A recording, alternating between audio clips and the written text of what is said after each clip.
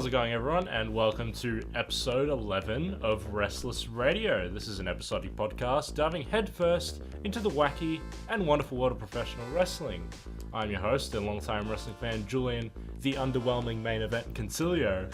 And joining me on this log flume adventure ride and the overall clueless perspective in this equation, he's the smoking hot smoker himself, Scott Nananovich. Scott, how's it going?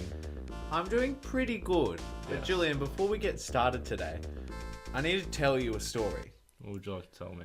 So, now becoming a wrestling fan, I've started to realize the negatives that come along with that. Yeah. At work this week, I discovered a new negative to wrestling, or being a wrestling fan. So, at my work at the moment, the radio's cut. There's no music. So, it's very easy to think of songs and get songs stuck in your head. This week, I've had the Shawn Michaels theme song stuck in my head. I just think I'm cool. You know. I'm just like repeating over and over in my head. I'm just a sexy boy, sexy boy. I'm not your boy toy, boy toy. This is what you tune into this podcast for. Yeah. Our singing voices.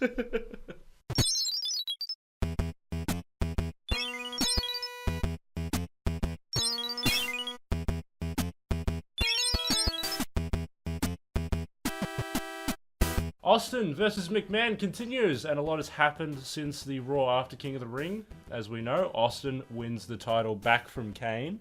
But Kane wins the WWF Tag Team titles soon after with Mankind, because they're both under the guidance of Paul Bearer, which you love Paul Bearer very much, the creepy fat man himself. Oh, God. The roly-poly boy.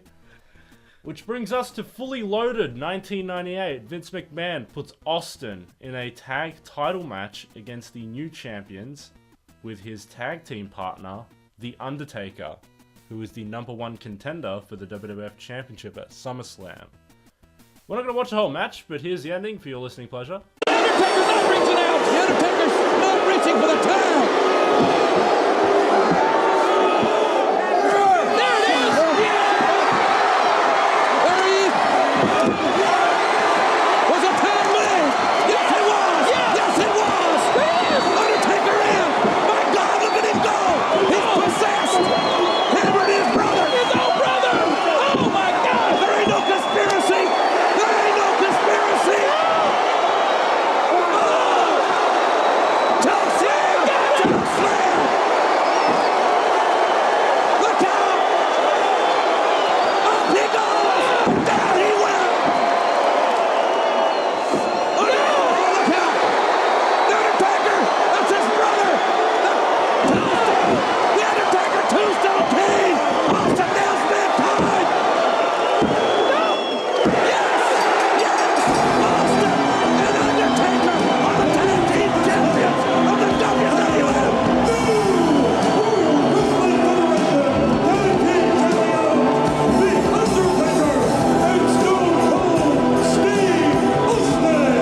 So Austin and Taker are now the tag champs. Vince put the two together in a tag title match to main event a pay-per-view, which is a bit strange to have a tag title match main event instead.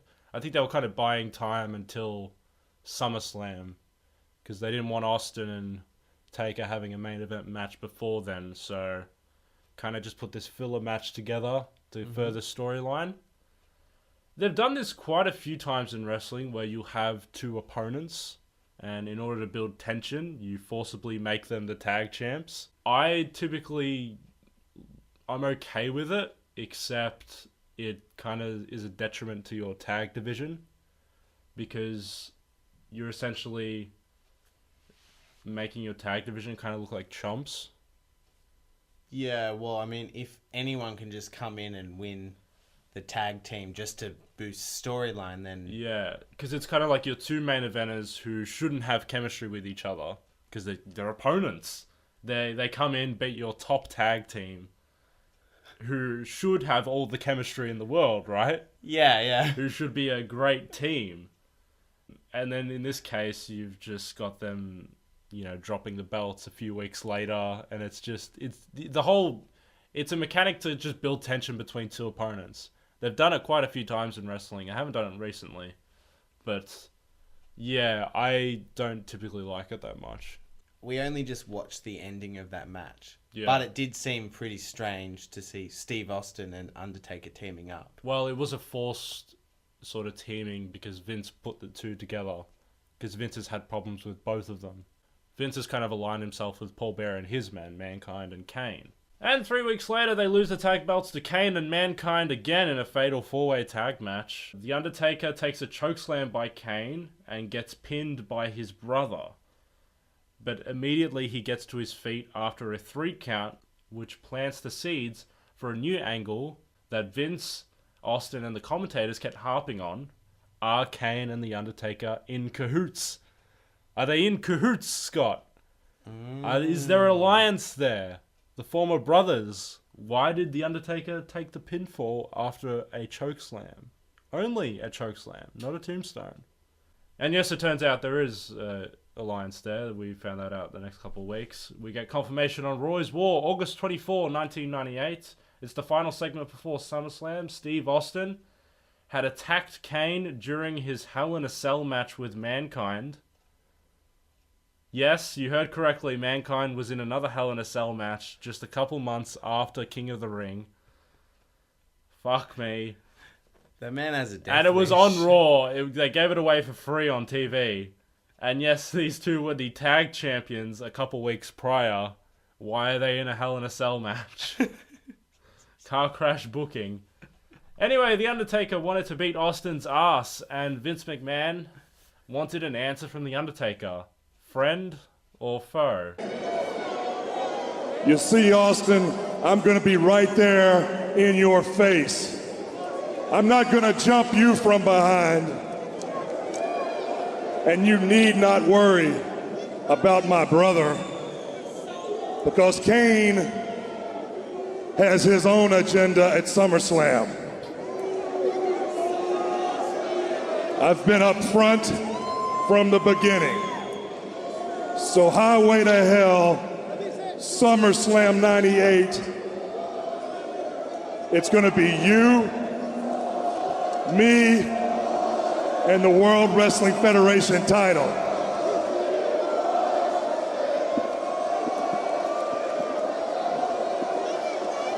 But tonight, you decided to make this personal. Don't you realize, boy, when you jumped on Kane, you jumped on me.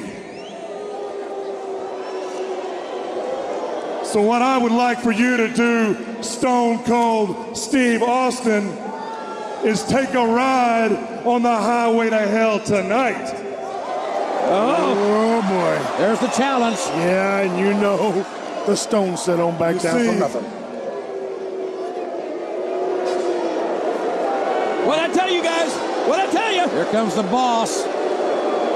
He doesn't want his birthday. He doesn't want his birthday ruined by seeing his main event get beat each other to death here. Yeah, he's out here to put the big kibosh on this. And maybe he's looking for the answer, friend or foe. He's always been very friendly to me. Of course. Forget about Austin. More important, Vince McMahon, friend or foe? There it is.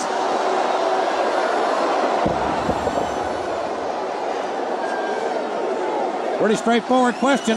What's the answer, Undertaker? Pick up the mic and answer him. Look at... Get some altitude, baby. Happy birthday! Oh my goodness. The Stone Cold came out of the casket. The rattlesnake was in the casket. Oh, we're gonna fight. Oh, here we go. Here we go. Here we go. Kane was in the casket. Who bought it? Kane now assaulting Austin. Kane was in that casket. How in the hell did that happen? And once again, the Undertaker just standing by watching it happen. Undertaker saving his energy for SummerSlam, letting his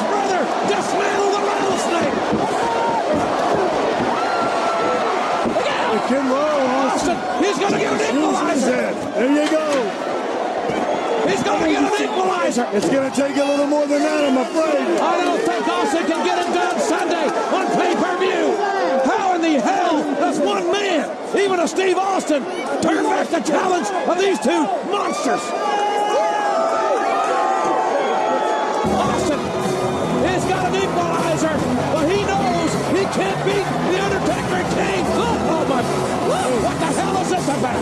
Oh, look, More head games. in the fire. Look at that. More head games. Does Steve see the fire? Does he see the fire? He sees it all right, and he knows what it means. That the highway to hell will see Austin burn. Ladies and gentlemen, will that man, The Undertaker, be the next WWF champion? We'll find out Sunday on pay-per-view. And we're back. Scott, what did you think of the spooky doopy powers of The Undertaker? I just have one question. What the fuck was going on? That made absolutely no sense whatsoever. So, I assume your first question is going to be, why was Kane in the casket with Austin? Were they both in the casket together? Well, Austin, I guess, was not aware that Kane was also in the casket. Which I don't know how that fucking works. But Is there a trapdoor under the trapdoor? but why in the first place would Austin be in a casket? Well, Austin in the casket is there to get the jump on Taker. So Taker doesn't expect Austin to be in there. It's kind of like a surprise entrance. Oh, but it was the Druids that carried the So, casket down. We're meant to believe that Austin somehow snuck in there while the Druid's back was turned. And he somehow got in, and then Kane somehow got in also, unaware that Austin was also in there. Or maybe Kane was in there first, and Austin came in there after. But Kane was aware that Austin was in there, but Austin wasn't aware that Kane was in there. And so the Druids weren't aware that either of them were in there. And so then they brought the casket down to ringside. No, but To which The Undertaker wasn't aware either of them was in there. Or maybe he was aware that Kane was in there, but not Austin. that's really confusing. I hope you listeners can follow this shit, because I'm struggling. Writing! But why did the Druids bring a casket down to ringside for The Undertaker? Because Undertaker wanted to beat Austin's ass. So I assumed that Taker was going to put Austin in the casket. That's kind of his thing. Okay, yep, that makes sense. Alright, so that explains that. It doesn't explain how two men got into a casket in the first place. And didn't recognize one another as being in there? Well, I assume Kane was in there. And he knew that Austin was in there. Why else would he be in there then? He's friends with The Undertaker. A lot of questions. Will these answers become questions themselves? Now that we've digested that HSP level of storyline, we can now focus on the WWF Championship. Highway to Hell is the slogan for this pay-per-view. Akadaka sponsoring. They're not sponsoring. I don't know if they actually used the Highway to Hell theme song. They really should have. I hope they did. Emanating from the world's most famous arena, Madison Square Garden in the heart of New York City, the Mecca for the WWF. It's Stone Cold Steve Austin versus The Undertaker for the WWF Championship. After all those lies, finally, we get to the truth. There's no more conspiracy. It is fact. Undertaker and Kane combined make the most awesome, the most destructive force in the history of the World Wrestling Federation. I knew all along that you two were together. Kane and The Undertaker together are an unbeatable force. At SummerSlam, I will take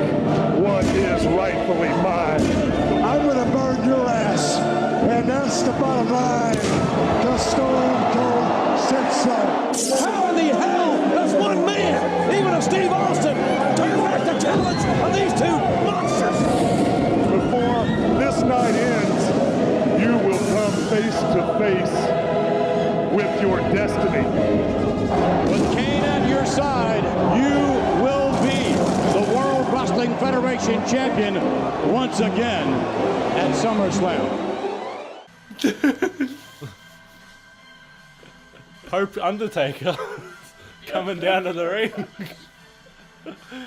Yeah, that looks a little silly. I don't like the cone. The jacket's cool. Oh no. I like the cape. The cone looks weird. Yeah. He's looking like a goth pope. It should have been a really big hood. It's, like, yeah, hanging down. The hood would have worked better. A hood over his head or a hood like hanging down loosely. Yeah. You fucking can't see anything behind him, that's for I sure. know. Could easily jump in from behind. Would not know you're coming.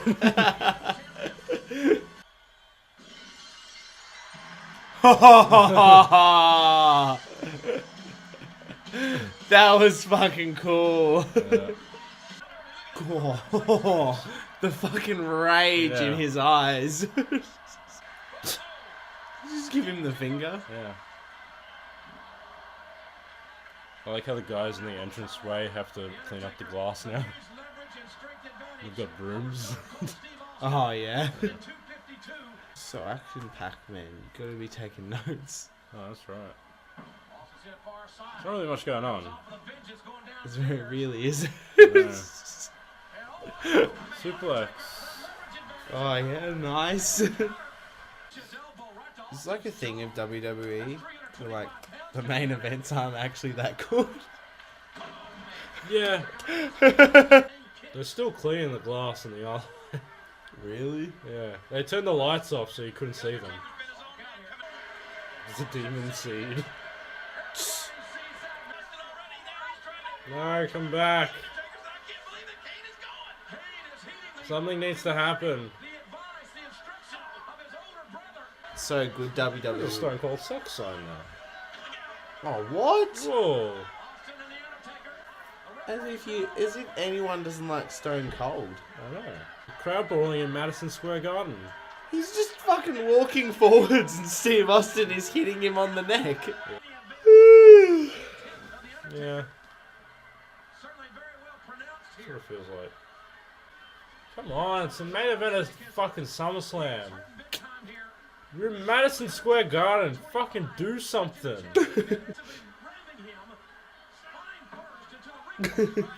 Stomp. Stomp.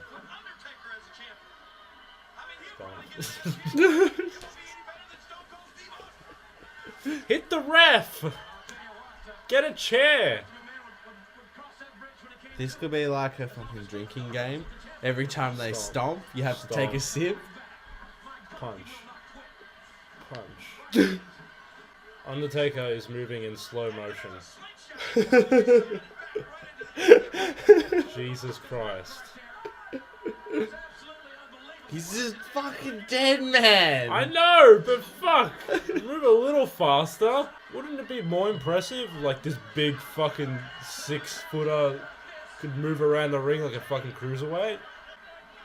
Taker just looks fucking gassed. I'm tired. Yeah. Yeah, you're not gonna do that, mate. Don't kid yourself.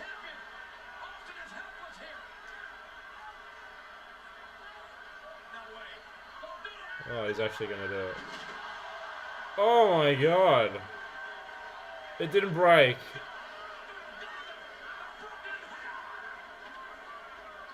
Oh, that would have hurt. I did not think he was gonna fucking do that. Yeah, shit. Fuck, that table did not give. Just slid off it. Yeah, fuck. That would have I would be pissed off if that fucking happened. He's literally 350 pounds. And that table didn't fucking give. Yeah, fuck. I feel like that move would have hurt The Undertaker more than Steve Oh Austin. yeah, that would have killed him. You're landing on your tailbone. What a whip. Count out. Count out here. Yeah. And still, your World Wrestling Federation champion. I'm gonna edit this with like every one of your yawns. Oh, I'm so bored, man. I did oversleep today. Oh, It's did not you? good, yeah. That's not good. That's not gonna get you pumped. Fucking neither is this match. That's true. There's two factors at play here.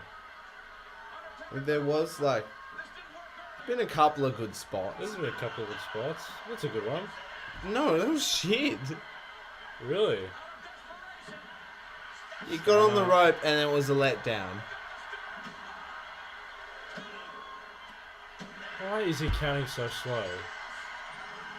Fucking Earl Hebner. Yeah, that was stupid counting that slow. I hate Earl Hebner. See you next time, lads. And we're back. We've just watched the main event of SummerSlam 1998 in a real fucking stinker of a match. Yeah, it was not good. Yeah, I did not enjoy this match one bit, to be honest. There were a couple of high spots. Well, there were a couple notable mentions, I would say. There were two spots that I liked, but how long was that match? It felt like an eternity. I'm gonna say 20 minutes. Yeah. 20, 25 minutes. Not a fan. There was just no heat in the match. The crowd was dead for most of it. There were certain points where they did get up, but yeah, no heat in the match at all. Really. Like, both men just looked gassed after 10 minutes. Yeah. Taker especially was moving in fucking slow motion Oh, yeah. for most of that match. Just lumbering around. But he's a dead man. I don't know if he's just out of shape at this point, or he's just, maybe he was injured throughout the match and just wasn't feeling it. Either way, this was slow and kind of boring. I didn't write many notes, but I've got some anyway. Conehead Undertaker comes out to the ring. He's got a new outfit. He's wearing a cone. Yeah, that get-up looked very silly. We need to put he needs to put side mirrors on his cone, Oh, so at least he can see like what's behind him, because that covers his peripheral vision. Austin comes out with the glass shattering entrance. That was very, very cool. Yeah, I like that. I do enjoy the Madison Square Garden setup. I like the entrance is on the hard camera, so you do see it as it comes out, and they had like a nice gate there with the WWF logo on it. It is a little weird because it's like you have to open the gate to come out, and it's like when you leave you have to close it. It's like you don't want to let the cows out. Yeah. The farm. So Maybe they didn't have auto closed doors back in 1988. that's true. I mean, 1998. 98, yeah, that's 10 years. Rest holds to start off. It's kind of back and forth rest holds. Nothing really too fancy. It's like, I know what'll get the crowd into it. Rest holds. Us two lying on the ground. Undertaker controls the early part of this match. Again, there's no real heat. Austin counters an old school, which is where Taker climbs up the ropes, holds his opponent's arm, and he basically does like a tightrope walk. He tried it twice in this match, and both times he got countered. The story of this match is pretty much Austin working the knee. I remember when he was working the knee, and one of the ways he was doing that is Austin was on the outside of the ring, Undertaker with his legs, and Austin's just kind of like throwing his leg into the post. That's a common spot in wrestling, where you have like opponent grab him, pull him to the ring post, and then do a big dramatic like swing his knee into the post. Does that hurt though? I mean, it's supposed to give you the impression that it would hurt. I imagine it would. It's a steel post. Yeah, but your knee just bends around it. Yeah, it doesn't work when that happens. That's Maybe what kept happening. what a good workaround for that is if they were on their stomach. So then the knee doesn't bend into the post. It's still straight. It would work a lot better. That gimmick would work a lot better. So Kane comes down to the ring. Undertaker tells Kane to leave. I wanted him to come back and stay and do fucking something for this match. Because this was like 10 minutes in and I was still Really fucking bored. end this now. Choke slam over the ropes into the ring. That was kind of impressive. Good feat of strength. They do some crowd brawling. Undertaker doesn't really sell though. They were just kind of walking and Austin punches him in the back of the head and Taker just keeps walking. I'm sure it's fun for the fans there to watch at home. It's really not. Well, you couldn't see anything. Yeah, they really struggled with capturing this with the cameras, having a camera guy there to follow them. I'm pretty sure there was a choke slam at one point in that crowd brawl. Yeah, You Austin couldn't see it. backdropped on the concrete and the cameras miss it. Yeah, you just see like... So what a waste of a fucking bump to take it on concrete. And the cameras couldn't capture it. They showed it again in the replay, but... We do get a spot of the match though, and uncharacteristically, Undertaker does a leg drop off the top rope through the Spanish announce table. Which, you know what? Fair fucks to him for doing that anyway. I mean, I've never seen him jump off the top rope through an announce table before. Hell of a spot to take, especially a leg drop. I thought he would at least do like an elbow drop or something. But the issue with the leg drop was the table didn't give, and both men ended up just sliding off the table. It looked really painful for Taker, especially landing right on his tailbone. He's like 300 pounds. I don't know why that table did not fucking give. Landing full weight on it. Someone didn't fucking loosen a screw. They used thicker plywood. that table wasn't built out of balsa. No. They mixed it up with the American announce table. Both get back into the ring. Austin gets a Vez Press on Taker. Then Austin tries to do a stunner, but they botch and both men kind of collapse. Look really awkward. Chokeslam by The Undertaker and goes for a tombstone, but there's a bit of an awkward reversal where it seems like they were going for a sequence and then both men kind of almost forget what they're doing, and then Taker just quickly picks him up and then puts Austin on the top rope to crotch him. Austin ends up hitting a low blow to counter Undertaker's old school, and then Austin hits the stunner and wins and retains the WWF Championship. The count for this pinfall was fucking slow.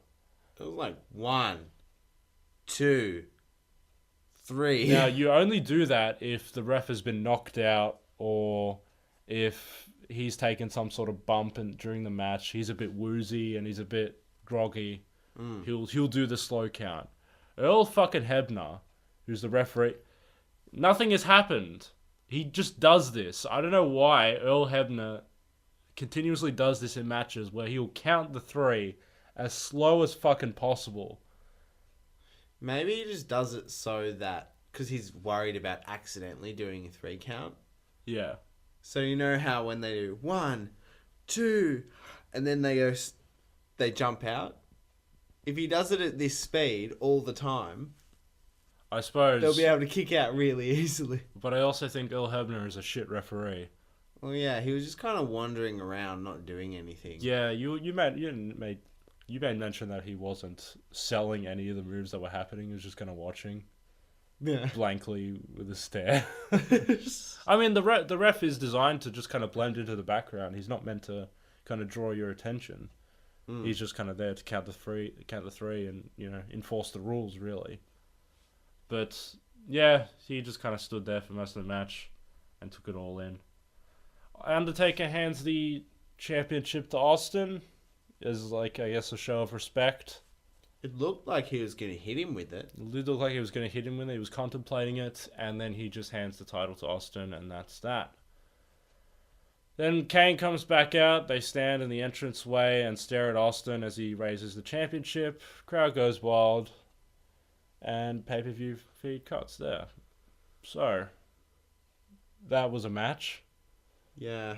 I didn't like it. No, neither. I feel like we started off really, really good with this Austin McMahon storyline. We've kind of petered off a little bit after King of the Ring. Things have kind of... They've crammed a lot in. Not a lot of good stuff, though.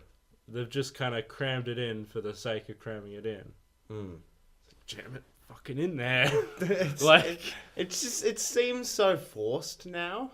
Because you chuck the tag titles on them, and then you take it away from them. Why didn't they just keep the tag titles on them until SummerSlam? But even without the tag titles in here, I mean, I don't know, like, why does The Undertaker, Kane and Steve Austin hate each other so much? Well, I can understand Kane and Austin because they've had the feud. Kane was the WWF champion at one point, so I can understand that. Taker has had this kind of animosity between Austin since Over the Edge. So they've been building and planting the seeds between that. And also McMahon is kind of trying to quarter Kane and The Undertaker onto his side at the same time. But now The Undertaker choked slam Vince. Well, we'll see how they write their way out of that hole within the next couple episodes. Well, that SummerSlam main event was shit, but forget it. It's in the past. The storyline just went over a little pothole. That's all it was. It happens.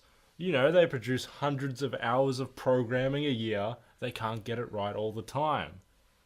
So, how do they fare at the next pay-per-view? Well, now that Kane and Undertaker are officially in cahoots, McMahon decides to use that to his advantage. We're now at Breakdown 1998, and two monsters are hiding under Austin's bed. It's a triple threat match for the WWF Championship. Austin versus Kane versus The Undertaker.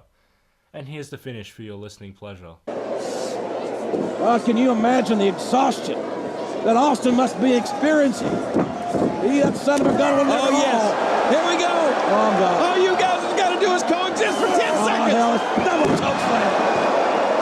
A double choke slam. The Undertaker and Kane, that's got to be. They got it.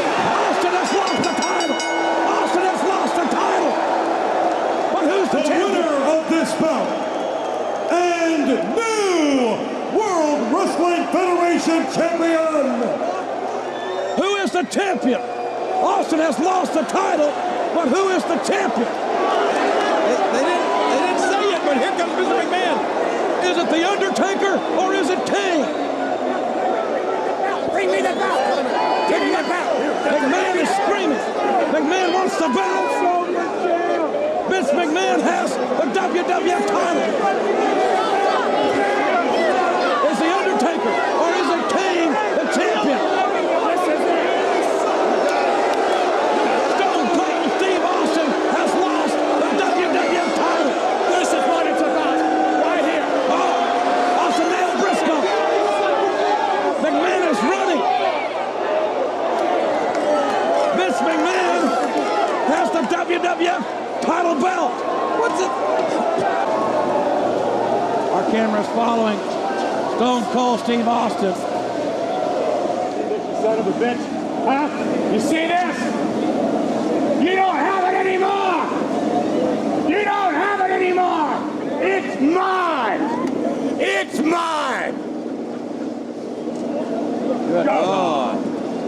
Good God. Ladies and gentlemen, the war hasn't ended. The war has just started. Good night, everybody. Well, shit. Austin loses the title to a double pin. Strange finish and kind of a loophole of the multi-man matches. You know, what happens when both guys pin the champion. What did you think of that finish, Scott? I don't know. It's like it's just continuing with this story of it's just not fair for Austin. Yeah, it's putting more odds and more obstacles and more things to overcome, and it's obviously making Austin more endearing. I mean, it wasn't really that exciting. I mean, I didn't see the whole match. I watched the match. It's pretty bad. Yeah, okay. Well, It's more or less SummerSlam 2.0, but with Kane in it. yeah. You know, it's basically two Undertakers. Well, you know, if they have two Undertakers, it's twice the fun. Yeah. You'd think. More of a good thing. Oh, shit. But yeah, I thought the finish kind of made Austin look a little bit weak, if anything. Now, I understand that, like, you've got two monsters to contend with in this match, because it is essentially a handicap match, and that's how the match played out. But both of them pinning Austin at the same time was kind of surprising. Yeah, I don't know why they would do that. I was thinking in the moments before, who's going to pin him? Yeah. Is Undertaker going to give the belt to his brother, or, you know? I would expect The Undertaker to, like, throw Kane out of the ring and then quickly get the cover on Austin and then win the title that way. But no, they actually went with a different route. We're having both of them pin him and then just no champion. Who's the champion? I mean, it is a good way to get the fans to tune into the next night on Raw. And I think that's what... But you don't really buy a pay-per-view to watch the TV show. You watch the TV show to buy the pay-per-view. Yeah. It's kind of working in a reverse order there. I And guess so it is a good way to get people to tune into the show, you know, to find out what happened, but it doesn't give a proper conclusion to the match. But I mean, at this time, you said there were like 8 million people tuning in. Their priority right now is ratings. Yeah. So their priority is competing with WCW, Yeah. who is also 98, still doing pretty well for themselves. And they're still, at this point, it's still pretty competitive. But anyway, Vince grabs the championship before either Kane and Undertaker can claim it. And we get the greatest visual of this feud so far. Vince running from Austin in his limo and then sticking his wrinkly old middle finger up at Austin, screaming, "You don't have it anymore! It's mine! It's mine!" I loved that ending so much. Oh, yeah. Just the fact that he's in a limo as well, and he's calling this out, like, at least 200 He's calling this meters out like away. a kilometer away. The zoom on the camera can barely see Austin in the distance. Just standing there in his briefs the in the hell? middle of a car park. Yeah, it was pretty good. It was a very, very good ending to the pay-per-view regardless. And I think it kind of saved the finish of that match. But who the hell is the champion now? Well, the next night, on September 28th, 1998, Raw is War, Vince put on a championship presentation for the new champion. Surrounded by police and surrounded by the super spooky bros, Kane and The Undertaker. I would like to create a Photoshop of Undertaker and Kane as Mario and Luigi. Oh, yeah. Will the presentation go without interruption? Probably not. Nah. You think McMahon's got enough security around There's him? no question, Undertaker, that both you and Kane deserve to be the WWF champion. The two of you single-handedly covered Stone Cold Steve Austin for the championship. The two of you who have had tremendous battle between the two of you.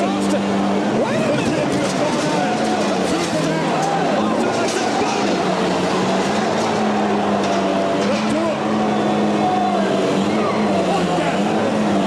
What the? Don't let him in here. Austin's coming to the arena! Don't let him in here.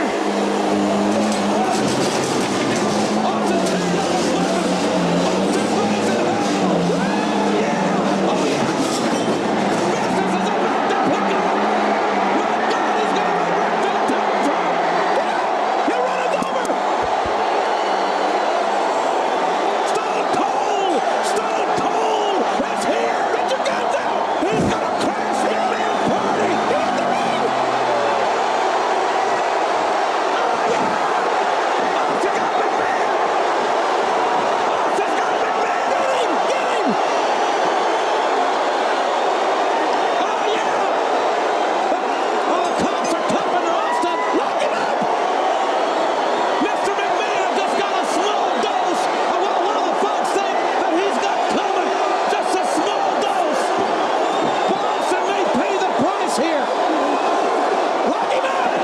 live here, folks, now. Back with our presentation, apparently. We're about to present the WWF Championship. However, if you recall, the deal was Undertaker and Kane. You would get the title shot as long as you kept Stone Cold Steve Austin away from me. For three times in less than a week, Austin has brutally attacked me. That's right. So let me say this. You didn't live up to your end of the deal. I'm not gonna live up to mine. What? What's he saying, JR? You're gonna have to fight for it.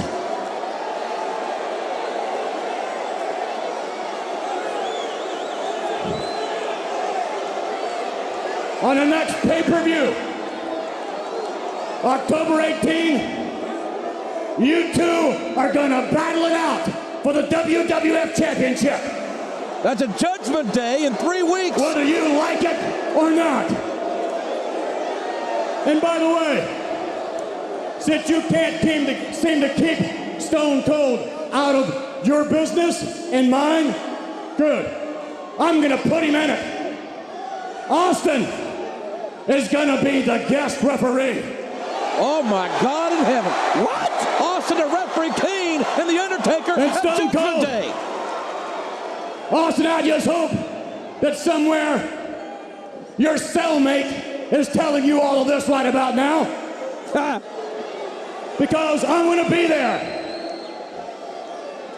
to watch him suffer the indignity of having to count one of you two monsters to the WWF Championship. Because as far as I'm concerned, it's like dealing with the handicapped. Uh-oh, easy. One's physical and the other is mental. Oh, look at the look of that Good face. luck to you both. Wait a minute. Get your hands off him.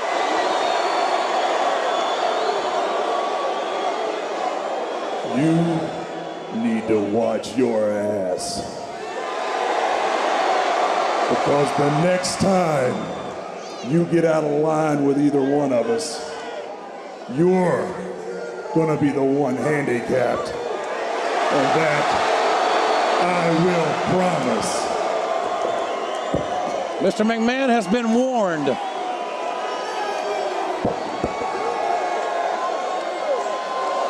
Oh, he got caught. Oh, now The Undertaker just nailed McMahon. He can't do that. The Undertaker assaulting Vince McMahon. The Undertaker is annihilating Vince McMahon. Where are the cops? And now Kane and The Undertaker are stopping the owner of this company. 911, call it. Get him out. No. They're going for McMahon's knee. He'll break his leg. Undertaker trying to break McMahon's leg. Oh, come on now. What are you going to do? Undertaker's got those steel steps. No way. Get over there, Ross. Help him. Oh, no. They're holding the ankle and the knee across the steps. Undertaker, oh, no.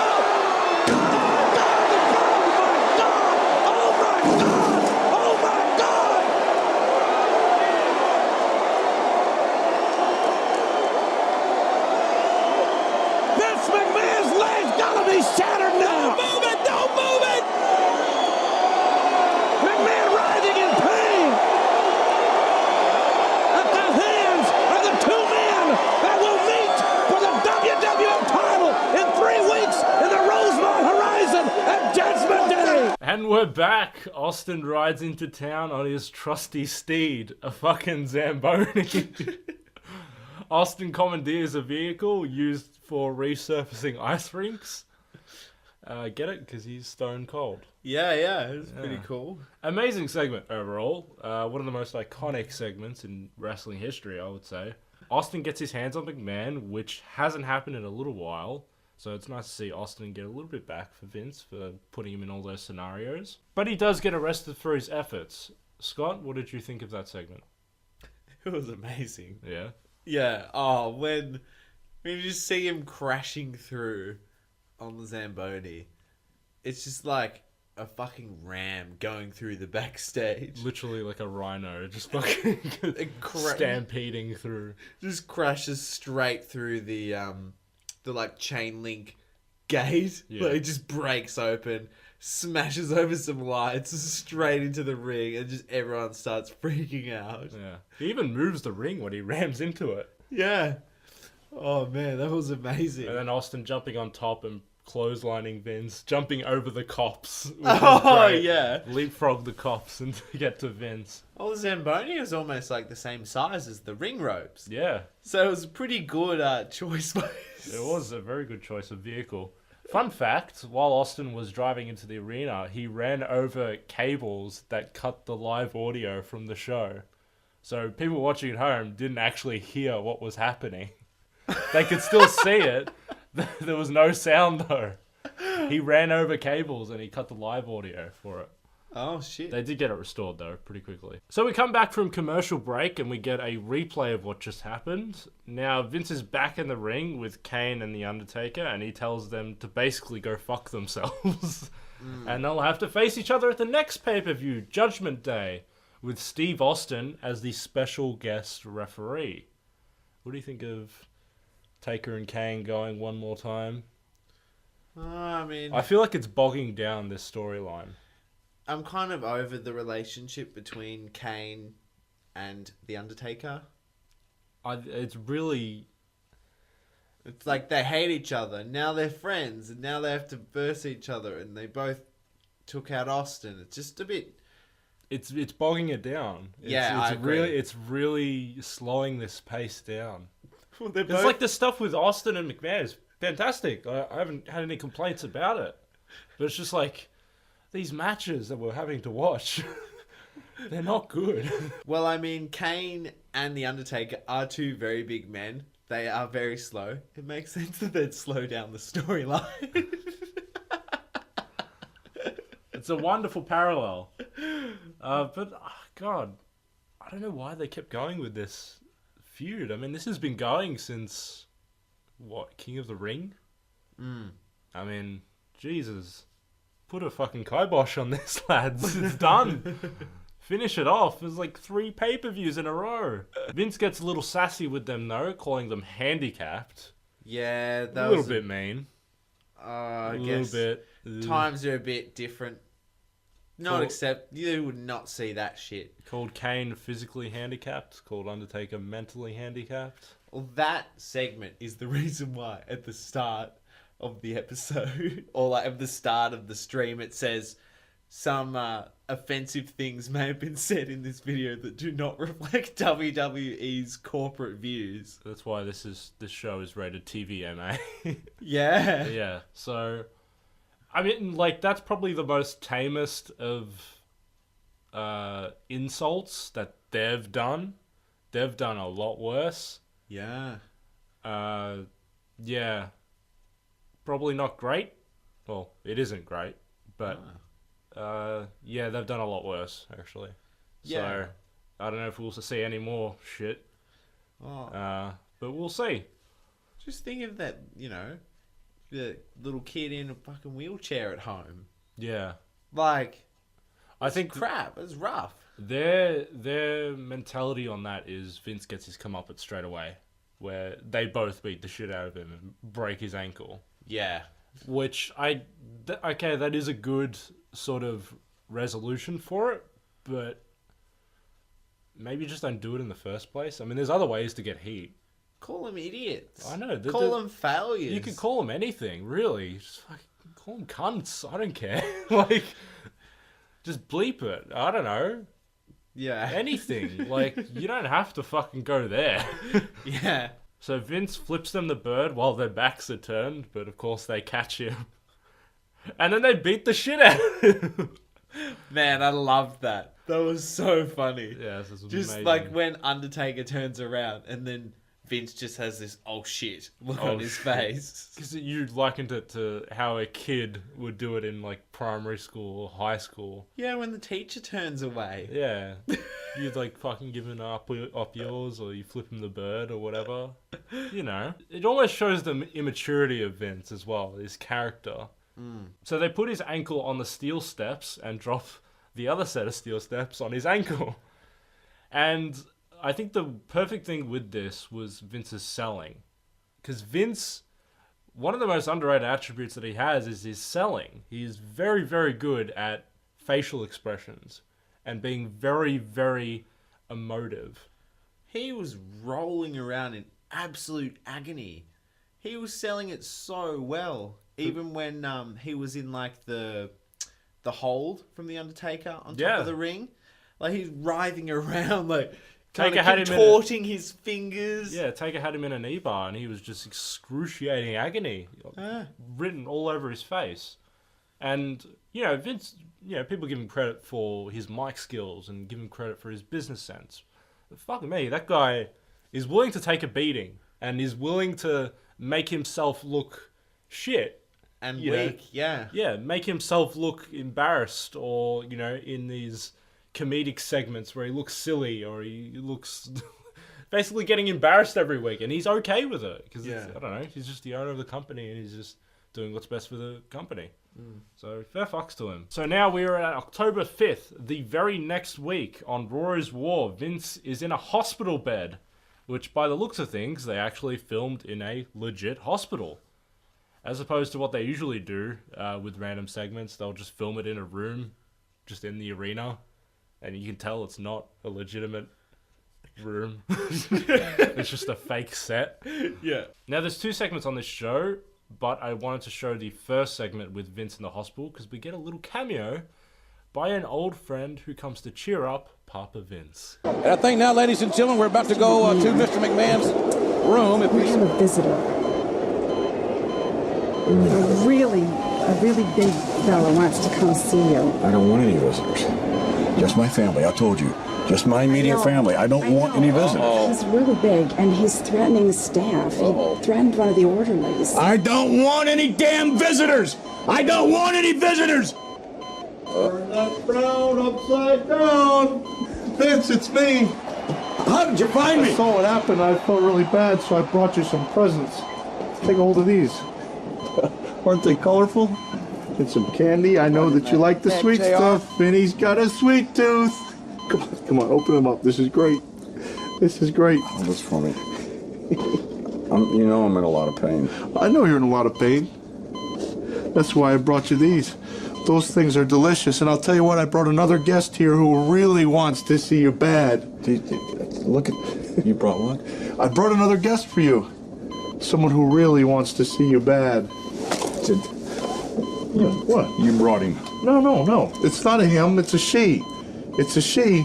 I brought you some female entertainment, and I think you know what I mean. She does a trick with a dog that you won't believe.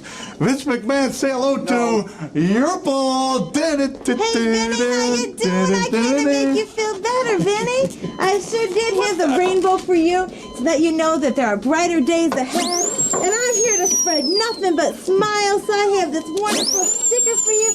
We'll just put it right here, keep it far Show away him the from trick that. with the dog. Show him the trick with the dog. Yeah, I gotta do a dog real quick. Any damn trick with a dog. Oh, yeah, it'll make you feel so much better. You'll just love it, I guarantee you. You sure will. I don't want See, I this can tell the candy. difference it's making already. I don't want... Smiling. I brought one other visitor, another special guest. What the hell are you doing? Mr. Sacco! Say hello to Mr. Sacco. Mr. Sacco knows you've been feeling mighty bad, so he's gonna give your boo-boo a big nurse. kiss. You're gonna what? Hey, ah! No, Mick, please. Please, just Mr. leave. Sacco! Please leave, please. Damn it, leave. And take this crap with you. Take it out. Take it all out. Get out! Mr. Socko. It's Mankind, Mick Foley, who is in full-on babyface mode at this point. It's a few months after King of the Ring, so he sort of transitioned his character away from the deranged sort of psychopath that he was at King of the Ring, and now is kind of this lovable, endearing character. He's like a childish psychopath. A little bit. The story at the time was Mankind was no longer with Paul Bearer, so Vince had sort of taken Mankind under his wing to kind of use him as a lackey almost. But Mankind saw Vince as sort of a father figure to him. So it's kind of a cute story. We get Yerple, the clown. Yerple! Has Yerple ever been in WWE before? No, this was probably just like I don't know, they did a call out for an extra or something to be a clown. Or she probably was a clown that they just hired off of Craigslist. I don't know. Craigslist was around in 98. And we get the very famous debut of Mr. Socko.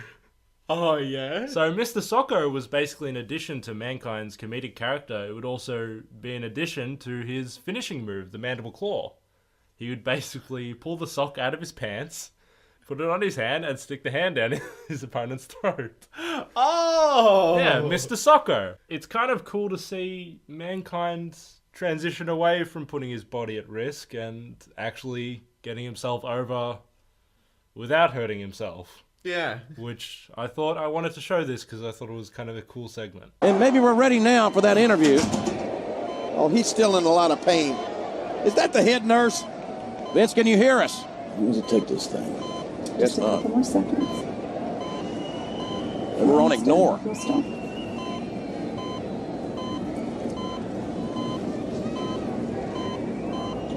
Last time it was normal. You're going to find it's normal this time. We'll see. Every time you've taken it, you've found that it's normal. Every single time. Yes, Mr. McMahon, it'll be all right. We're almost done. I can't wait to get out of here. There. Is it normal? Yes, it looks real good. Yeah, Looks real good. as much. Looks just fine to me. How about you, doctor? Oh, I'll take it from here, nurse.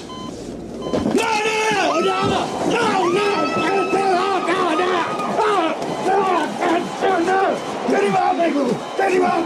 Take your stapler support system off, huh? How about your foot? Take a foot. You like that? What do you think about that? Call the Dr. Austin. Call the doctor. Get up, you piece of trash. Get up! Get up, you piece of trash. Call the Dr. Austin. We got an emergency. Everybody get up.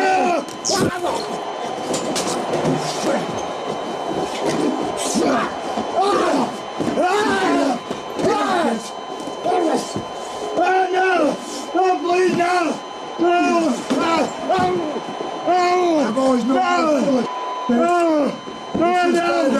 how you really are. Help me, please. You a lot more than's gonna hurt me. You piece of trash. Paging Dr. Austin. So, we get anal rape in that. Oh my god. So the segment was great. Vince getting beat up by Austin in a hospital. The reveal, Austin dressed up as a doctor. That was perfect. Oh, I'll take it from here, nurse.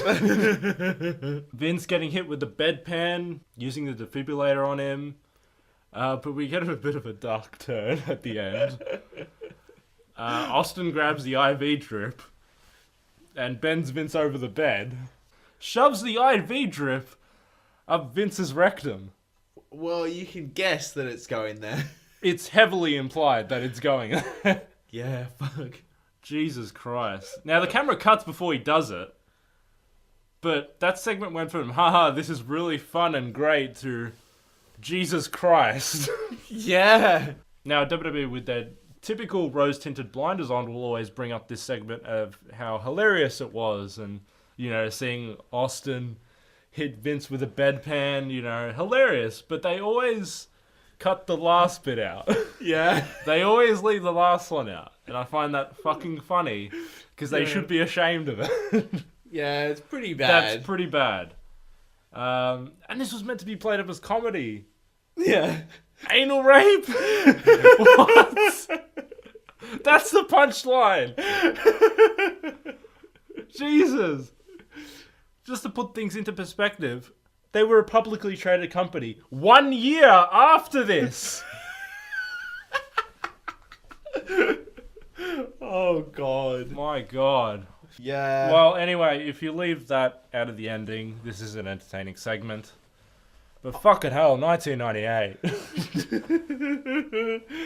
So now we're at the next week of Raw is Raw, October 12. These iconic segments just keep happening week after week. Vince is back on TV in a wheelchair and has sent out an open invitation to Austin.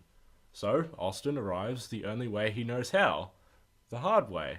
I knew it, JR. He's going to try to drive it right in here. Get ready to run. He'll run over us. Wait a minute. That's... Hey, wait a minute. Don't run over Mr. McMahon's Corvette. Oh, I don't think he's... It doesn't look like he's going to run over it. Wait a minute. Oh, my God. I don't believe this. You can't do that. I do not believe this, ladies and gentlemen. Mr. McMahon. Yeah. Mr. McMahon. That's one of the Corvettes from Mr. McMahon's collection. That's a $50,000 car.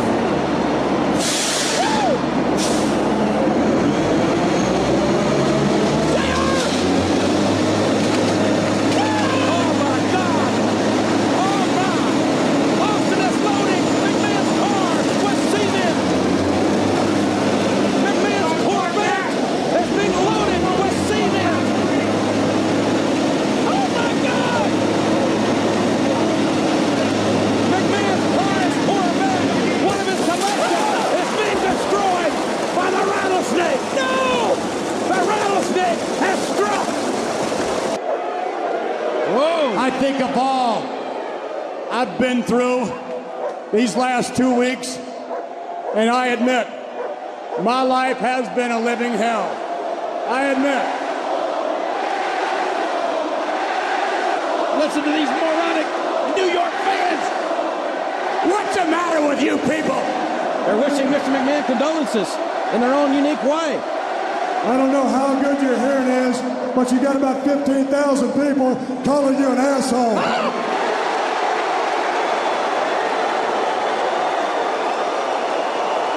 Over the last 2 weeks, it all started after you lost the WWF title and you recklessly and carelessly drove that Zamboni at full speed into the arena. You didn't care who you ran over as long as you got to me. And then from there, you got to me all right. And after you did, and because of you, The Undertaker and Kane crushed my ankle. It's crushed. I may never, ever again play another polo match. I may never again ride a horse, ever. I may never again compete in an athletic event, and I hold you responsible. And then, in the hospital last week, my God, my head is still ringing from being struck in the cranium by that thick metal bedpan. Bedpan McMahon. My nervous system is still in shock over that defibrillation. In my rectal area. What? Oh, no. When you stuck... You violated me, Austin! You violated me! That damn open hospital gown. Let me tell you something. As much humiliation that I've suffered, you're gonna suffer more. And I'll tell you where, and I'll tell you when. It'll be this Sunday, and it'll be in Chicago. Let me tell you something. If you don't raise the hand of the new World Wrestling Federation champion and humble yourself before me, then read my lips. I promise you, I guarantee you, Austin, that if you don't raise the hand of a new WWF champion this Sunday on the spot, I will fire your ass. Good God. Whoa! He guaranteed it! You stupid bastards, you ain't got the balls to fire Stone Cold Steve Austin. I don't have the balls. I've got balls the size of grapefruits.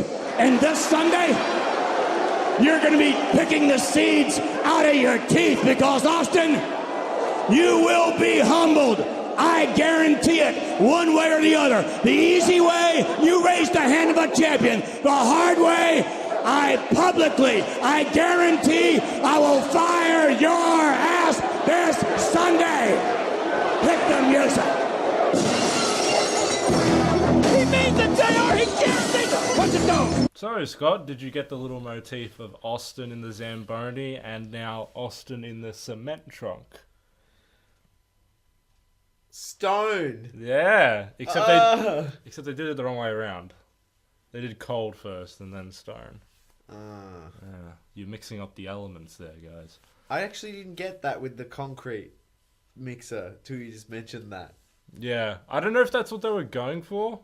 Surely. Yeah, it's but they did it the wrong way around. Yeah, I don't know.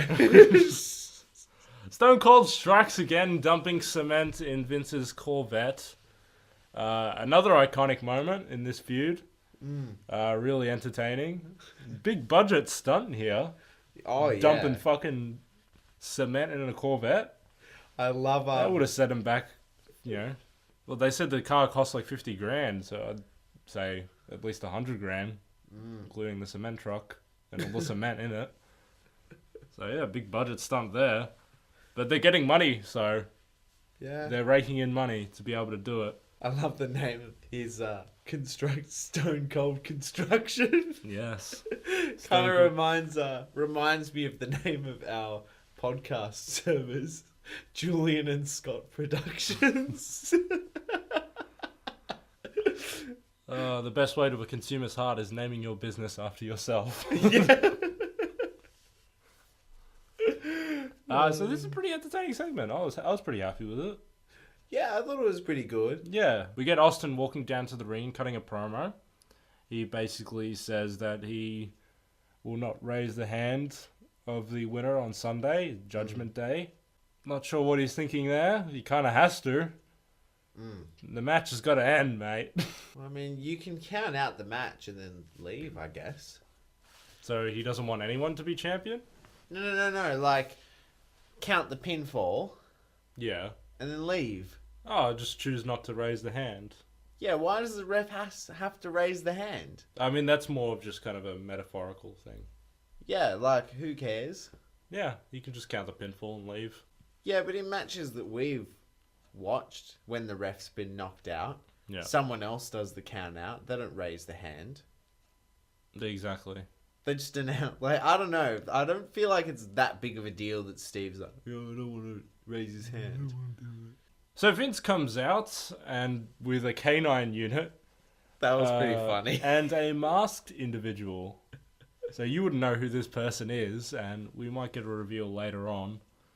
But yeah, Vince is looking very tyrannical here. Dictator with his canine unit and henchmen. Literally the final boss. He's there in his throne on the stage. It's amazing. Like, I love the visual of it. Like, you see the two Sphinx next to, like, the Egyptian pharaoh. Yeah. Like the two dogs standing next to Vince. Like, yeah, it is a very cool visual.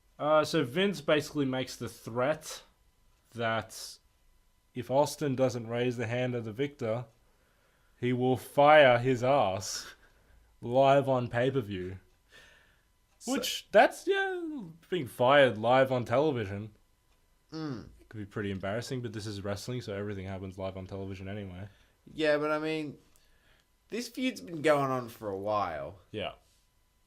Wouldn't Vince firing Austin just, like, fucking solve all of his problems? I mean, he could have fired him, like, when he first gave him the stunner in 97.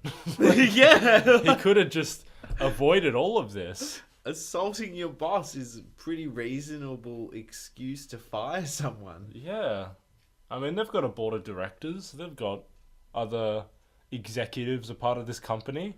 It's not as exciting. I know. I mean, that would be the end of it. Austin would probably, I don't know, go work in construction or something afterwards.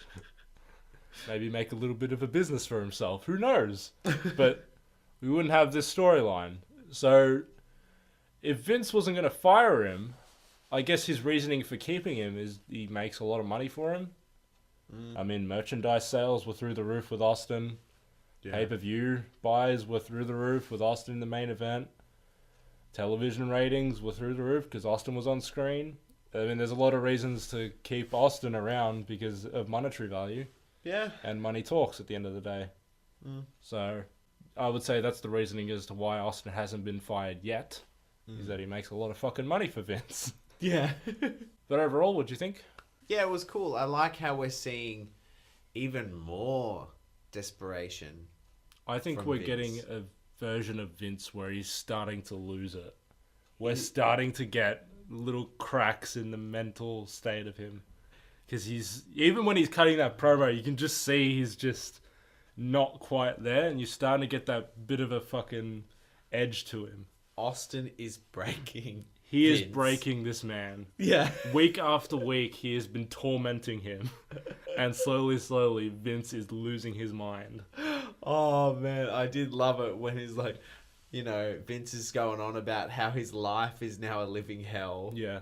And, he's like, my head's still throbbing from that bedside pan. My nervous system is still destroyed from the defibrillator. And that IV drip, and he just kind of pauses. You violated me, Austin! That confirms it. Oh, yeah. I think you look at like the evolution of when he first started cutting promos in late 97. And you look at it now, it's just like, far out, this guy has improved leaps and bounds. Like, Vince was always a talker, he was on commentary before this. But just to like kind of recap and look back at like how he's kind of evolved with his character. It's amazing. It's a really, really cool scene. But overall, that's going to do it, I think, for this episode. A action-packed episode of Wrestless Radio. Crammed a lot in there, just fucking shoved it in there really hard. Almost like an IV drip in a rectum. But overall, Scott, we've just had a big lunch of storylines and segments and fucking hilarity. What did you think of the wackiness that just happened? Well, I mean, the wrestling hasn't been great, but the storylines in this era are fucking incredible. I think they are excelling at segments. They're excelling very, very well. And matches, I think they need something to improve on. I don't think we've had a good match since, I guess, Kane and Austin, which is King of the Ring. But like those were good, but like before that you had Mankind and Austin, or Dude Love and Austin, sorry. So I think we need to get back to better quality matches, hopefully in the near future with Austin and McMahon. But that's going to do it for this episode of Wrestless Radio. Just to let you know, this audio podcast is available on multiple platforms, like on our YouTube channel, on our Facebook page, player.fm, and iTunes. There will be all the links in the description below. Click them. They're really, really cool places to listen to audio. We're also on Twitter. If you want to get in touch with us, you can find us at Wrestless Radio. So feel free to comment, chat to us, whatever your heart contents. Also, please subscribe, like, and share this video, and yeah, give it a review. Yeah, that'd be great. Yeah. I believe iTunes has star ratings and reviews. I believe it helps in the charts. I don't really know too much about iTunes and charts. #1 wrestling podcast in Australia. How many wrestling podcasts are in Australia? There's got to be a few. At least a few. Other than MCW Cast. Yeah, they have their own. I'm trying to think of other ones. I'm sure there's tons. Yeah. I'm sure there's a few. There's wrestling fans in Australia. We're not alone. It's fine. But that's going to do it. Thank you once again for listening. I've been Julian. And I'm Scott. And we'll see you next time on Wrestless Radio.